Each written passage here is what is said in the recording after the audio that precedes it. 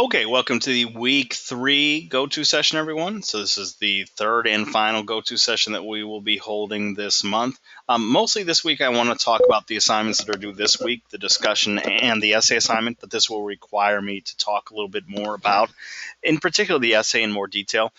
So before I get into this presentation, let me just make a few kind of reminder remarks.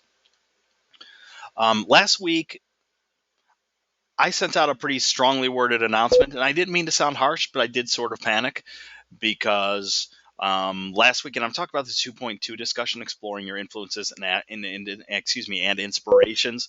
The guidelines were pretty straightforward on the assignment sheet. One paragraph where you choose one pop culture item, so that means a single film, a single album, a single television show, or a single video game, and discuss why it was important, influential, or empowering for you. And then to write a separate paragraph where you do the exact same thing with a social media platform, program, or site. And basically, I checked in on Thursday. First posts were due on Wednesday, so I wish I had noticed it a day sooner. But still, checking it on Thursday, that's still plenty of days before Sunday's due date. And yeah, I was a little bit shocked. Nobody was doing what the assignment asked. People were just talking about pop culture in general, or all films, or one person was talking about sports, another person was listing 6 movies, another person was listing 4 different movies, and I mean, I had to put a stop to it. So I'm sorry if I sounded a little bit direct, but it really did sort of send me into a panic because, listen, students are awesome at giving unfiltered personal opinions. I mean, you guys do that better than anyone when it comes to giving your opinions on pop culture or all films or all music. You're awesome at that. What students need more practice at is focusing on a single thing and being able to analyze that single thing. That's a skill you're going to need throughout life, and it's a skill you're going to need in your industries. Yes, I get it. There's more multitasking going on today than at any time ever before. But multitasking is just a fancy word for saying that you go between different things. You don't try to do 10 million things at once. So yeah, I hope everybody read the announcement. I hope people watched the last week's go-to session. I hope people watch this week's go-to session because we needed to turn things around. We're working toward a single essay that examines a specific item and analyzes it in terms of its importance. That's difficult to do if we're not talking about an item. We're just talking about pop culture in general. That's difficult to do if we're talking about 6 different films, not just one. Again, I get it. I have a lot of films that I found empowering or important. Okay, I remember watching Star Wars in 1977 when I was 6 years old. I've taught introduction to film, so I love important films like Citizen Kane. If I were a member of this class, though, I would probably choose maybe the 2001 film Mulholland Drive, directed by David Lynch. A lot of you are in the Southern California area, so that street should sound familiar to you, but it's a terrific film, and I already know the ways in which I would discuss why it's an important and influential film to me, mostly in terms of technique. But that would be one film I talk about. Yes, there are other films that I love, but that's the one I would choose. The same thing with music. Okay, there are lots of albums that I admire. I remember listening to the Beatles' Revolver for the first time. My mom owned all those Beatles records, which I discovered in the early to mid 1980s. I remember the first time I heard Al Green's album Call Me. I think I mentioned it in an announcement. I remember hearing the Sex Pistols, Never Mind the Bollocks, Here Come the Sex Pistols for the first time. Okay? So, yeah, I've had lots of influential records. I would choose one for this assignment. Maybe I would choose the Sex Pistols because that really was kind of a life-changing moment. It taught me what the punk ethic meant, what it meant for a band that was completely different. But because before then, you sort of needed either a massive amount of singing talent or musical talent to make it. But the whole punk ethic sort of rewrote the rules. As long as you were someone who had an interesting vision, as long as you were someone who had the confidence and ability to get up on stage and do your thing, you could also be successful. Okay, so it's important for you to identify that one thing. Okay, it can either be on the pop culture side, so that's an album, a film, a television show, or a video game, or it's on the social media side, something like Facebook or Instagram or Twitter. Okay, one thing, not 10 things. So that's kind of my first reminder that we're focusing on careful analysis of a single item, not several things in general. And it's important because for this week, Your first activity is to participate in this discussion called defining an audience, which I have open here. The instructions are pretty straightforward. Okay, your first post, which should be due by the Wednesday of week 3. If you get a post on Thursday or Friday, that's fine. Just try not to save everything until the last second on Sunday. But in a paragraph or a brief essay, describe the audience or group of people that you will try to persuade in your week 3 essay. Okay, that's the upcoming essay, which we're also going to talk about. Remember that no piece of pop culture or social media site is intended for everyone. Therefore, you will need to describe a detailed and specific audience. Consider why this audience is the best possible audience for your essay and identify the challenges that you will face in persuading them. Refer to the frequently asked questions for information about defining audience. So let's go there. What does intended audience mean?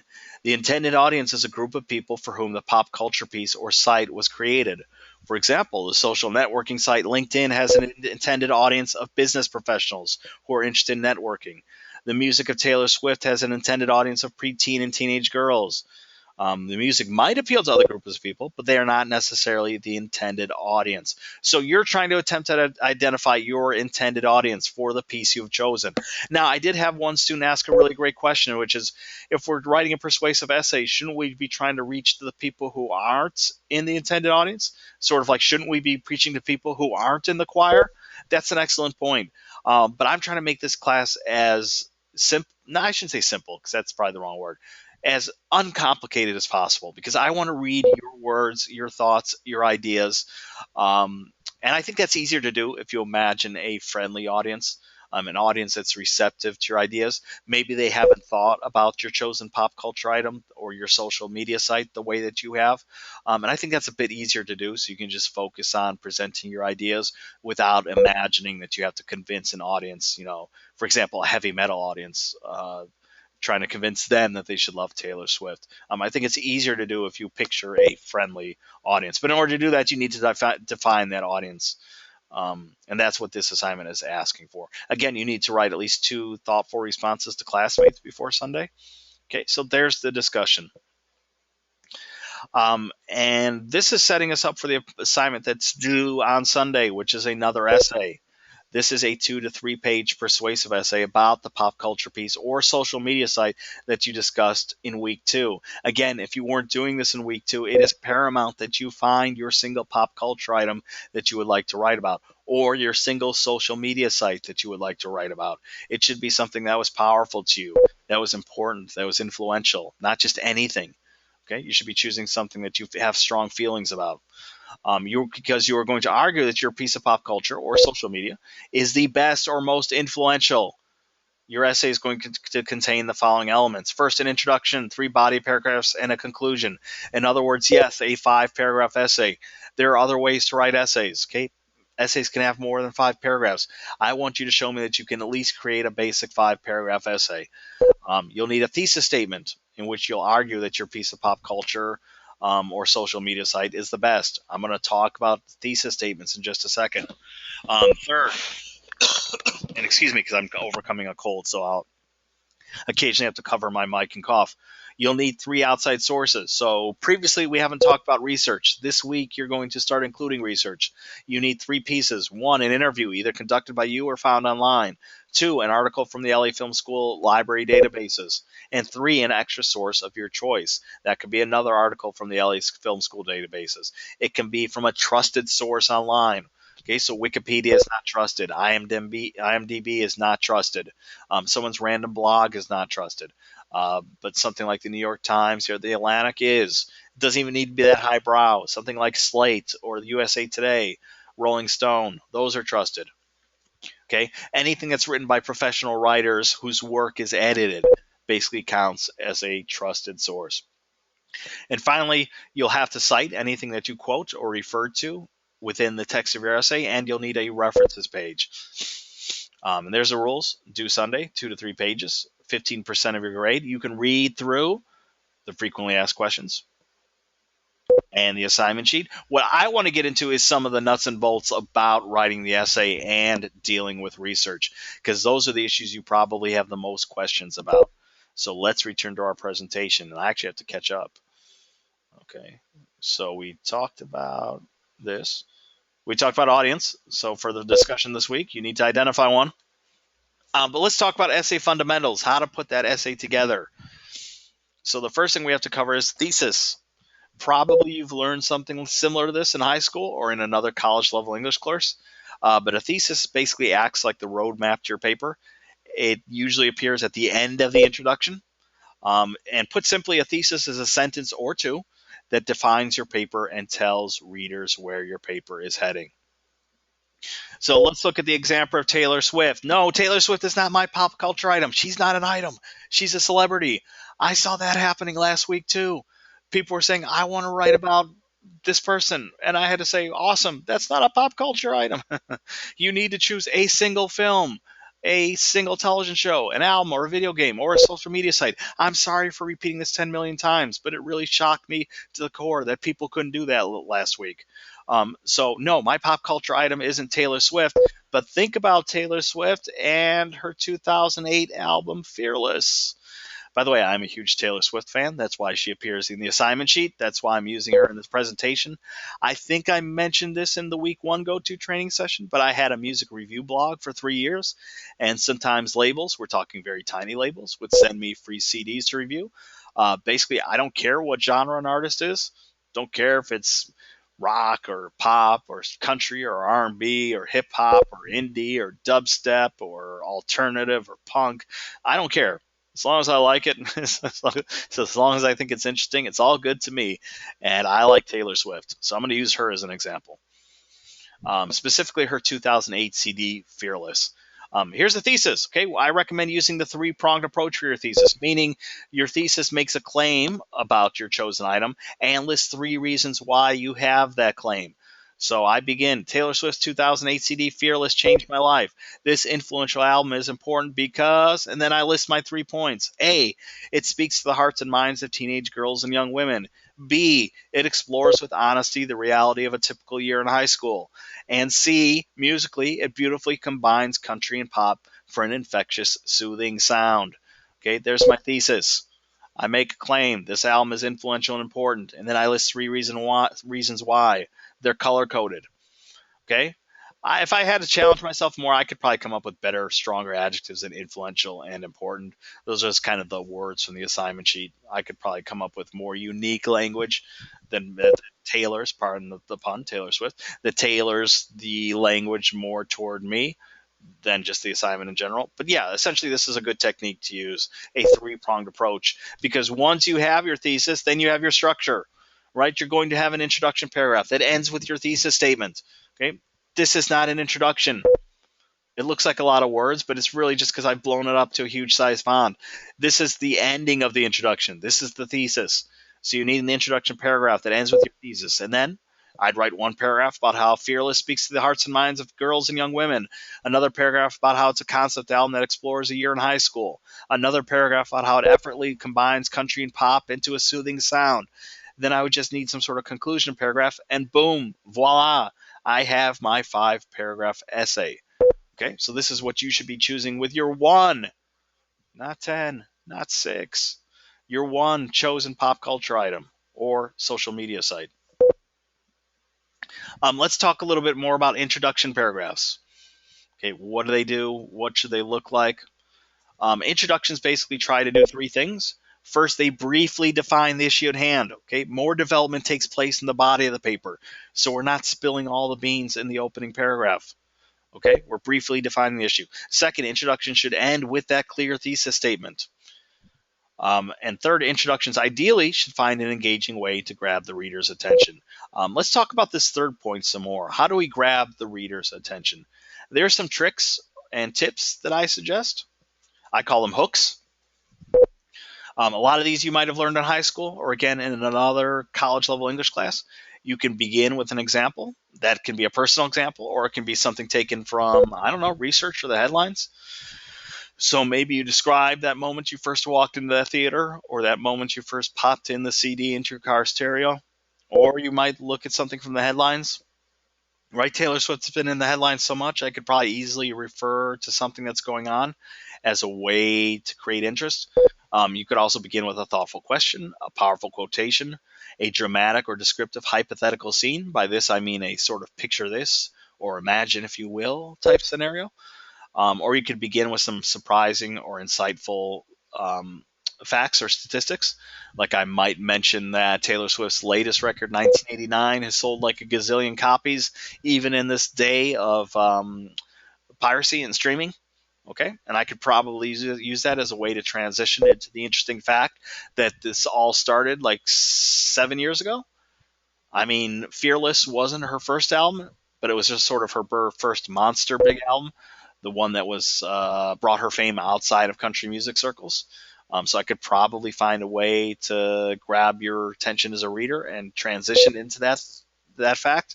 All these are awesome techniques, by the way, but they become lousy techniques if you just use them generically. Like, yes, beginning with a thoughtful question is great, but just beginning with a question that you don't care about asking or that your readers don't care about answering, that's not very useful. Okay, so just to begin with, what is music, or what is love, or what is life? Okay, those aren't interesting questions. That's just filling up space. Same thing with a quotation. A quotation can be terrific if you can truly use another's words to sort of transition into what you want to say. But to just drop in a quotation out of nowhere isn't terribly useful. So yes, these are all great techniques, but only if you can do something with them. Only if you can find the connection to sort of take that opening move, that opening hook, and use it as a way to sort of get into your material. But just to use any of these techniques emptily isn't really very powerful. Okay, so we also need to talk about APA and research. Let me take a quick sip from my drink. Back in week one, we talked about APA and its simpler format, right? I was just talking about issues of layout. So that meant creating a header, inserting page numbers, building a cover page, setting up your paragraphs so that they're double spaced, so that the first line of each paragraph is indented. All that stuff is super important, but we now need to sort of add a new wrinkle, which is research and how to cite research when it appears in the text of our paper, and also how to create a references page, which is this list of sources that appears at the very end of our document. First of all, let's talk about research. Research to me means like joining a discussion or a conversation. Imagine, if you will, a dinner party, okay? Not a keg party, not a rave, a party where adults are gathered, where pockets of people are in groups discussing things. Chances are you're not just going to charge into that conversation without listening first, right? You'll sort of hang back, eavesdrop a bit. Once you feel comfortable with what's being discussed, then you might participate. To me, that's the equivalent of research. Other people have written about these topics, okay? So whether you're writing about Taylor Swift's album Fearless or the movie Star Wars, or I forget what other people have chosen to write about, specific video games. I think someone mentioned the video game Destiny. Other people have written about these pop culture items. Okay, you're not the first. So it helps increase your credibility and trust as a writer if you can sometimes rely on this support. Because if not, then it sort of sounds like the world according to Joe A. Student or the world according to Jane Student. And yes, I want to hear your views and your opinions and your thoughts and your insights. But I also want that to be balanced out by expertise, and that means doing research. So yeah, research means joining a conversation that's already ongoing. You're just joining that conversation that's already existed. Research is not just running out to grab something to throw in your paper. So research does not mean, oh, I just found this fact, I'm going to drop it in my paper. Or here's a quote. It doesn't really add much to the paper. Actually, it's just repeating just what I'm saying. But hey, it's a quote. I'm going to drop it in because it fulfills a requirement. Yes, that's fulfilling a requirement. That's not doing research. So understand what research means in the full sense of the term. I understand you guys are busy. You have full-time jobs. You have partners. You have children. You have other responsibilities. I'm not asking you to spend every day, every second doing research, but I do expect you to find, 3, 4 articles, and hopefully you should find them interesting because they're on topics that supposedly you love, right? I love Taylor Swift. I don't get bored reading about her. So hopefully your chosen pop culture items shouldn't bore you. But once you read those 4 or 5 articles, you then become a sort of mini expert. And with that mini expertise, you can then write with authority. That's what we're talking about here. Like I said at the beginning, students are awesome at giving their unfiltered personal opinions, but focusing and backing up what they say with support, that's where they need more practice. So let's start practicing that with this week's assignment, okay? Since one of your sources needs to come from the LA Film School library databases, let's go there. Here's the address, portal.lafilm.edu. I think I already have it open. Okay, it looks like something like this. You just need to click on the library tab. And then off to the right, you'll see databases and online journals. The first thing you should just skip. This is only for if you're interested in searching for books, movies, or scripts. Westar Music is just a way to search for sound files. EBSCO databases is probably where you want to go because this is a search of multiple journals at one time. So I'm going to click on that. You can actually search all the databases at once just by clicking Select All and then clicking Continue.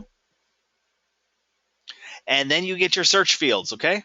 Now, if you just put in something like Star Wars, you're going to get 10 million results, right? 10,204. And some of them are going to be off topic. So don't just grab the first thing that you see. For example, this one, the Strategic Offensive Initiative, the Soviets and Star Wars. This has nothing to do with the movie Star Wars. This is about the missile defense program that was started under the Reagan administration, which was also called Star Wars. Okay? So we'd have to limit this somehow. I'm going to do a search for Taylor Swift. I'm going to put Taylor Swift, the name of her album, Fearless.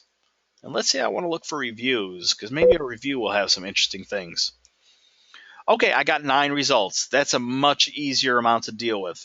By the way, you always need to make sure that there's either an HTML full text file or a PDF, because that means you actually have access to the article. Sometimes you won't, and you won't actually have access to the article. You'll just see a summary or an abstract. That's not good.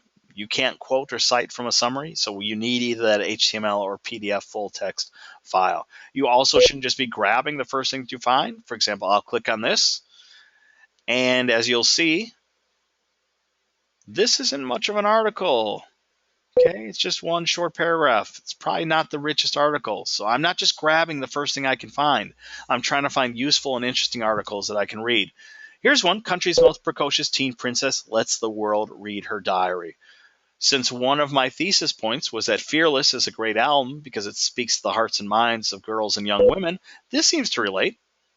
So I'm going to click on the article.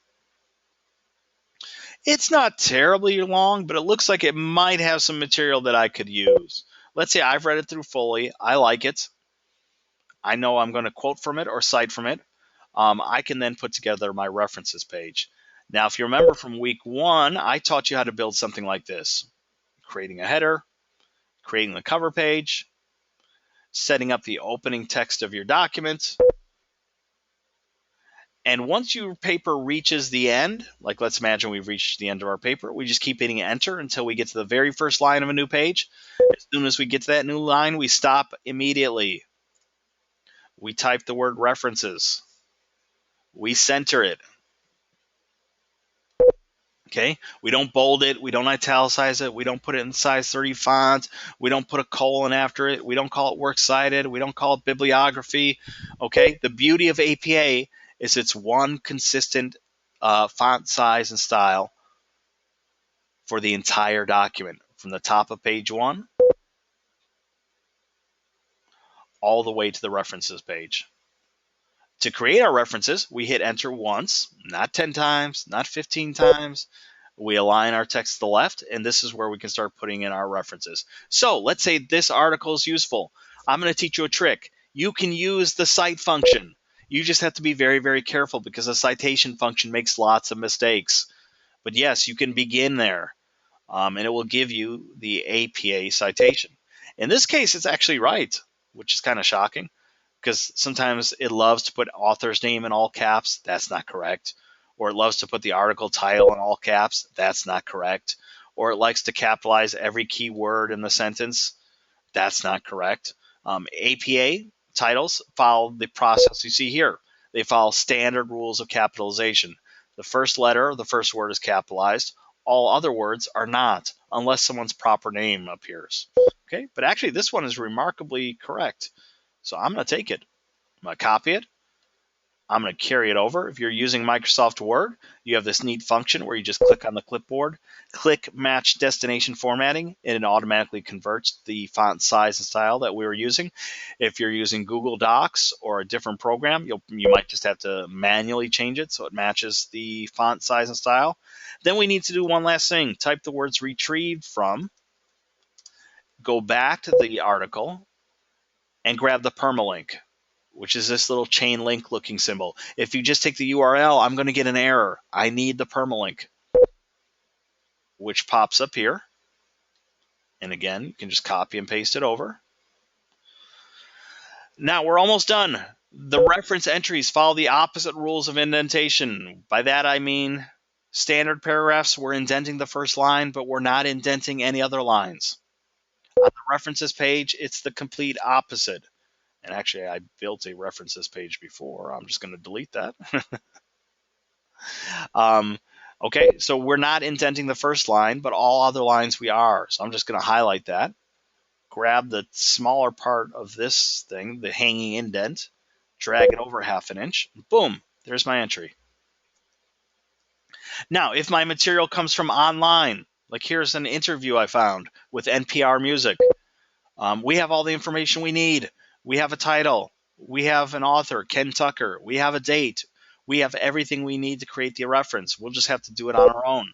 So last name, first initial, period. The date was 2008. Oops.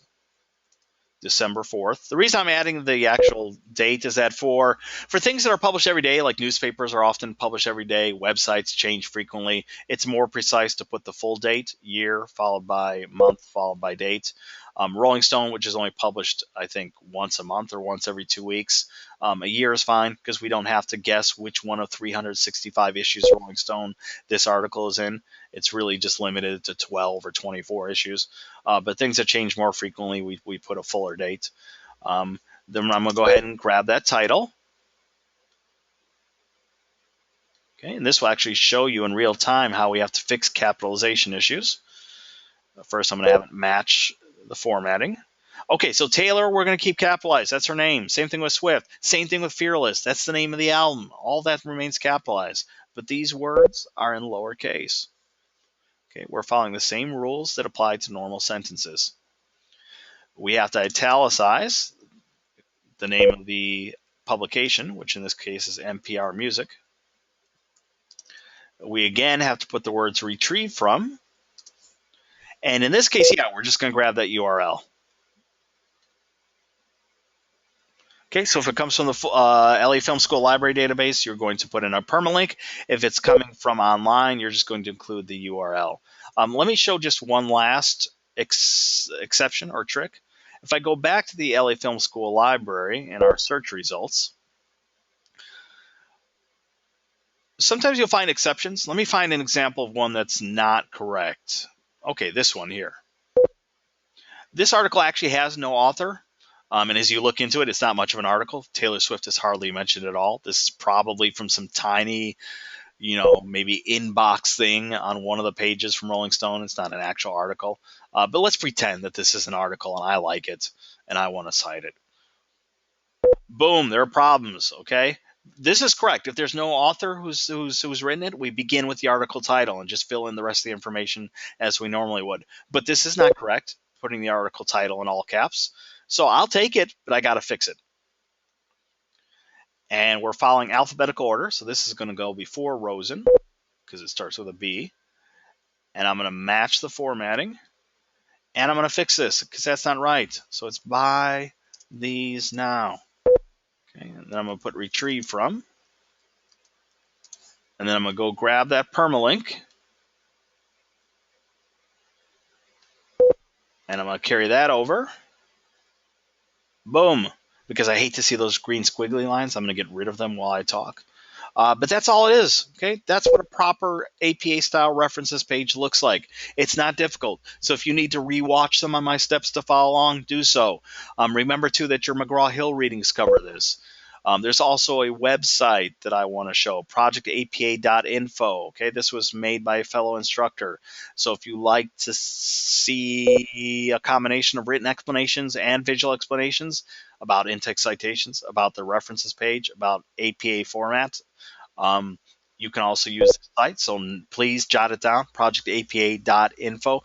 Basically, you have a lot of tools at your disposal. The McGraw-Hill readings, projectapa.info, the video you're watching right now. So there really isn't much reason for not having these things correct.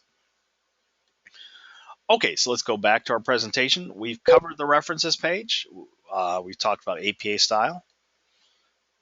Okay, so I've sort of got ahead of myself, but there's a reminder. APA means we're talking about layout and format, which we discussed in week 1, and what we've just discussed now, the end of the paper references page. Now we need to talk about in-text citations. In-text citations are a little bit more difficult. They're not really difficult, but just, the references page is more about chugging and plugging. It's about following a model. It's about following a format, and just if you can do what I was doing in those steps, you'll be fine. In-text citations are really they seem more difficult, but they're not. I think the confusion occurs because, well, I'll explain it in just a second. But first, any quotation, fact, or information that comes from research must be cited. Okay, so that's not just if you're quoting something directly, even information that you're putting in your own words. Okay, you're paraphrasing in your own words. If it comes from research, it needs to be cited. And I think here's where the confusion occurs. Students have an either or option. Okay, so let's look at how to handle a direct quotation. Okay, I just put the words insert quotations, so you have to imagine that there's an actual quotation here. You can find a way within your actual sentence to mention the author's name and the year of publication. So, according to Smith, or you could put the author's full name, according to Jane Smith, 2008, then deliver your quotation. Then, in parentheses, put a page or paragraph number. That's the page or paragraph number from which the quotation comes. Or you can save everything for the end. This might be the easier solution if you feel confused. Just find a way to naturally introduce your quote. For example, a recent study states, quote, blah, blah, blah. And then in parentheses at the end, author's last name, comma, year of publication, comma, page or paragraph number. Actually, there's a missing element, which is that the period comes after the citation, not after the quote. Why do I say page or paragraph number? Because if you find something through the LA Film School library database, it's typically coming from a journal or a magazine, and it has a specific page number upon which that quotation came from. If you're finding things from online sources, lots of times that online article might be only one page, and you have to scroll down to keep reading it. So it makes no sense to cite a page number. You just count the number of paragraphs and cite the paragraph in which that quotation appears. And the same exact rule applies to if you're writing things in your own words, paraphrasing, but you're paraphrasing research. So imagine this phrase.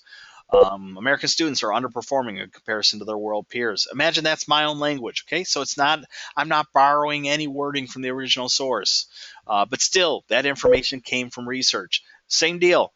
I can either mention the author's name and your publication early in the sentence, and then deliver my information, and then put a page or paragraph number at the end, or I can save everything for the end: last name, comma, year, comma, paragraph, or page number. Okay, to make this concrete, let's look at an example. Let's talk about pizza. I know you guys aren't writing about pizza this month, okay? But I chose this simply because it's maybe easier for everybody to relate to. Or maybe you're tired of my Taylor Swift examples. Anyway, everybody can understand pizza. So what I want you to focus on is this material in blue. I want you to notice how I'm setting up the quotation, how I'm citing it. And actually, I need to fix something. Hold on. I gave this lecture once before, and I changed some details about it and saved it. I need to have it appear in its original format. Okay, that's how it's supposed to look. Okay, so I want you to notice how the quotation is set up, how it's cited correctly, and how it fits within the overall paragraph. So I'm going to read this paragraph out loud real quickly. It's about my opinions of pizza, what a pizza needs to be outstanding. An outstanding pizza must include fresh, high quality toppings. This means using fresh mushrooms instead of canned, or using fresh broccoli instead of frozen.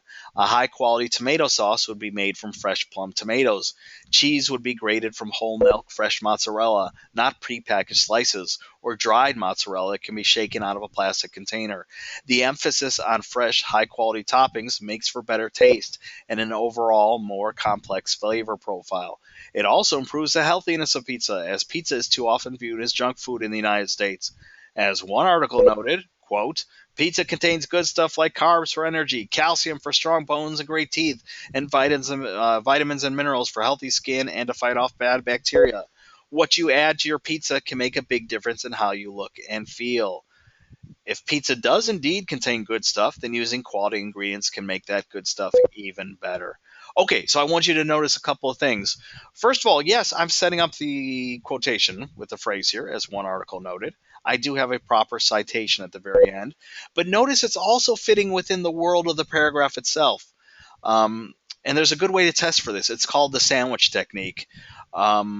When quotations aren't properly set up, it can sort of feel like, and here's a nice comparison to social media, it can feel like photobombing, right? You know what photobombing is? When someone intentionally or unintentionally disrupts the photo. That's what a quotation can feel like, or any piece of research if it just comes out of nowhere. You're reading along, and then boom, a quotation appears. Okay, quotation should not function that way. A reader should make it from the beginning of a paragraph to the end without stumbling. One way to make sure that you're doing this is to follow what's called the sandwich technique. You can see visually the sandwich technique is going on here because, for example, there's material that comes before the quote. That's like one slice of the bread. There's the quote itself. That's like the meat or the veggies or cheese if you're a vegetarian. Then there's the other slice of bread, okay, following the quotation with commentary. If we're doing those three things, making sure that what comes before the quotation fits the quotation. For example, here I was talking about healthy ingredients improves the healthiness of pizza because pizza is too often used as junk food. That naturally sets up my quotation where I deliver a quotation that says that pizza can be good for you.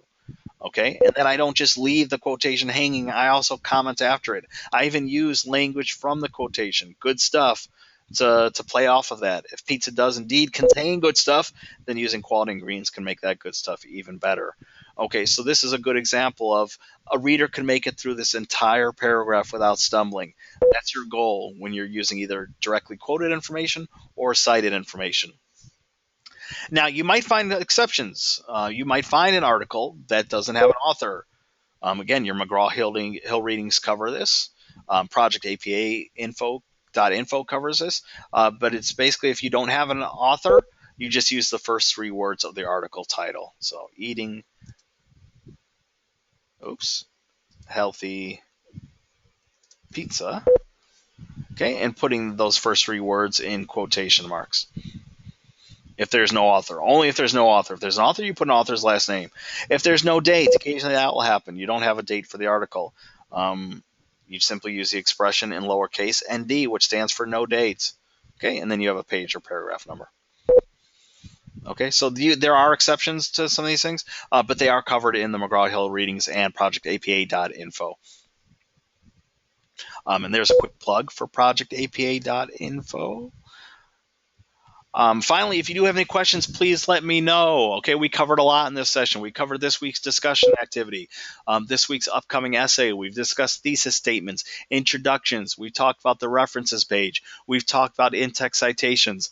There's a lot that we've gone over, and it's not tremendously difficult, but it does mean kind of keeping your ducks in a row and remembering how to do these things. So if you need to rewatch parts of the session, please do so. If you need to look at those McGraw-Hill readings or projectapa.info, please do so. But also don't hesitate to ask me questions.